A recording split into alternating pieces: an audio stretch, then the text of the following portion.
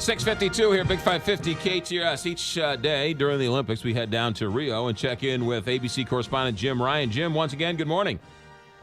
Good morning, McGraw. Yeah, as expected by many, I think Simone Biles turned it around from her bronze medal performance 2 nights ago. Came away with the gold yesterday, her 4th gold of these Olympics. She took 1 bronze, of course. Ali Raisman also won the silver. That event yesterday, the floor exercise, which was considered Simone Biles' stronger suit anyway than the beam that she had slipped on. Yeah, so you got to put her into perspective. Not only is she's got to be considered one of the greatest female gymnasts ever to come along. Absolutely. I mean, if you look at her numbers and her performance in these Olympics, and that she's only 19 years old and she's got a long career ahead of her, I think you're right. You have to stack her right up there with anybody who's ever competed. Yeah, so now are the women's gymnastics finished now?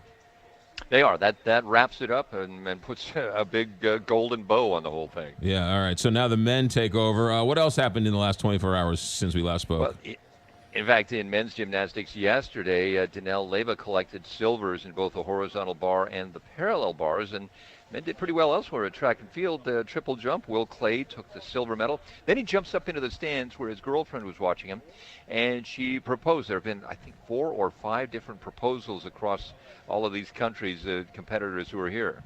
So he won the gold medal in the triple jump, and then how many jumps did it take him to get into the stands? Well, he got silver. He got silver there. Silver. Okay. Right. So he just climbed up and past the railing and got up to her. Could he have jumped over? Probably. Have we ever seen where the guy pulls out the ring and asks her to marry him, and the girl says, "We need to talk"? Well, in fact, it was so loud there in the stadium that he wasn't sure that she had said yes. He learned later that she did, but people were so raucous and yelling and taking pictures and stuff, he wasn't quite sure that she did. But she did. She's also an Olympic athlete. Yeah, all right, good. Any of the other sports we should be paying attention to? Well, yeah, men's basketball, and maybe an edge-of-your-seat kind of game tonight. They're going up against Argentina. Argentina was the last team to beat the Team USA. That happened in 2004. And a lot of those guys who were playing, 4 of the guys who were on that squad in 2004 are back again now and will be facing Team USA tonight, a team whose margin of victory has been shrinking in the last week. They beat France by only 3 points the other day, so I think it's a game to watch. Yeah, absolutely. Any criticism for them living in that yacht outside of the Olympic Village? Because part of the whole thing, the whole experience is all the athletes in one giant village. Right, camaraderie and all that. But yeah. There was some criticism of that early on, but at the same time, somebody said, "Do you really want Carmelo Anthony walking around in the athletes' village?" Well, I don't know. Yeah, I would, but what do I know? Yeah. I'm a Knicks fan, so I guess I wouldn't mind that. Let's talk the swimming. I know you mentioned yesterday that they were starting to swim in the open waters. How's that going, considering all the controversy there? Yeah, they wrapped it up yesterday. No Americans took medals in any of that. The water is perfectly fine, though, according to the IOC's medical director. He said that they'd been monitoring it closely. They're constantly out there, and they probably should have been doing the same thing with the diving pool, but they didn't. Anyway, the water in the bay is said to be good for an open water sort of event. They did well. Yeah, seems like all the controversy has sort of at least subsided, and so far, I guess we're halfway through, these games have been pretty successful so far.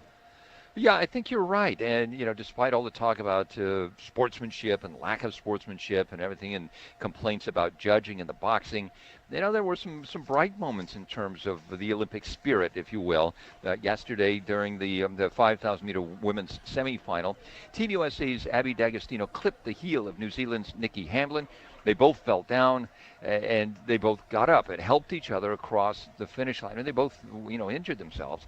D'Agostino apparently worse than Hamblin, but they finished last and next to last. The judges gave them exemptions, so they both will compete in the final. So some show of good sportsmanship at an Olympics that seems to have a lack of it. Yeah, it was really quite a very adorable picture of the two of them, one helping the other one up and then crossing the finish line arm in arm. That was a really nice moment. Yeah, it was. You saw some criticism of the German twin sisters, Anna and Lisa Hanner, who went across the finish line after the marathon hand in hand. Okay, twin sisters. Of course they're going to be hand in hand if they're both right alongside each other. They're getting a lot of flack from their own director of the federation, the German federation, says that they didn't try hard enough. They were 15 minutes slower than their usual personal best and shouldn't have been holding hands running across the line. Like, come on. Did they cross a line crossing the finish line? There you go. There's your headline. I'm going to use that. I'm going to use it. Thank you. You got it. I'm here for you, Jim Ryan. Thanks, Jim Ryan. Be safe. Talk to you tomorrow. See you, McGraw. You got it. Jim Ryan here, live every weekday morning at 6:50, live from the Summer Olympics in Rio. 6:56. Big